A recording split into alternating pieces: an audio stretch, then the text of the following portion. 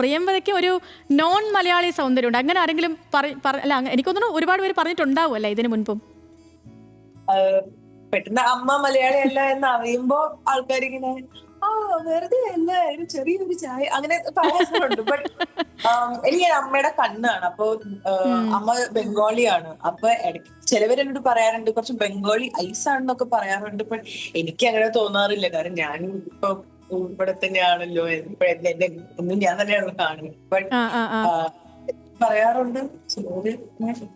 Okay, ഇത് ഇപ്പൊ നരിവേട്ട ഇറങ്ങിയ സമയത്ത് ഇപ്പം ശ്യാമിലിയുമായിട്ടൊക്കെ നമ്മൾ സംസാരിക്കുമ്പോൾ ഞാൻ ചോദിച്ചിട്ടുണ്ടായിരുന്നു, ഓ പുള്ളിക്കാരത്തി മലയാളിയാണോ? ഞാൻ തന്നെ ഇങ്ങനെ ചോദിച്ചിട്ടുണ്ട്. പിന്നെ പറഞ്ഞ പിന്നെ നല്ല പച്ച മലയാളിയാന്ന് പറയുമ്പോഴാണ് വിശ്വാസം വരുന്നത്.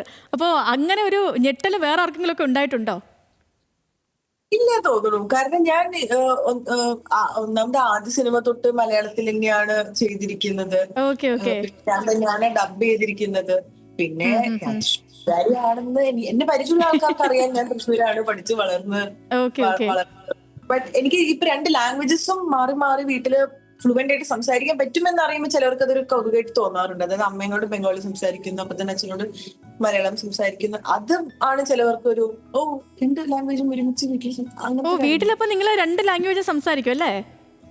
അതെ, അമ്മയ്ക്ക് മലയാളം നന്നായിട്ട് അറിയാം കേട്ടോ. ഇപ്പൊ എഴുതാനും വായിക്കാനും അറിയാം, സംസാരിക്കാനും അറിയാം. പക്ഷെ എനിക്ക് തോന്നുന്നു ചെറുപ്പം തൊട്ട് ഞാൻ അമ്മേനോട് കോൺവേഴ്സ് ചെയ്യുന്നത് കൂടുതൽ ബംഗാളി ആയതുകൊണ്ട് എന്റെ ആ കംഫർട്ട് ലാംഗ്വേജ് അമ്മേന്റെ കൂടെ ബംഗാളിയാണ്.